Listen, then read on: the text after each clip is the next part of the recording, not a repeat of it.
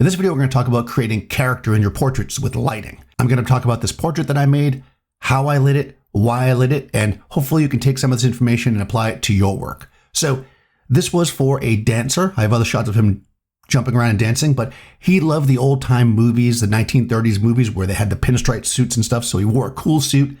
We wanted to kind of modernize it, make it a little funky, and plus it's easier for him to jump around barefoot. So you notice that. And because I wanted to emulate that kind of Hollywood vibe, you can notice the background there, the shadows. I used a hard light source, but because he was moving and dancing and jumping around, I didn't want to use an old-fashioned Hollywood light. That would require me to use much too slow shutter speeds or much too high ISO. So instead, I opted to use flash. And to get that punchy, hard Hollywood light, I used what's called the Magnum Reflector by Profoto.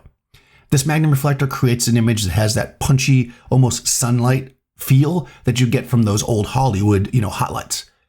In any case, if you're interested in that light, link in the description. You'll find links to the Magnum and the Profoto lights. You can see the stuff I'm talking about.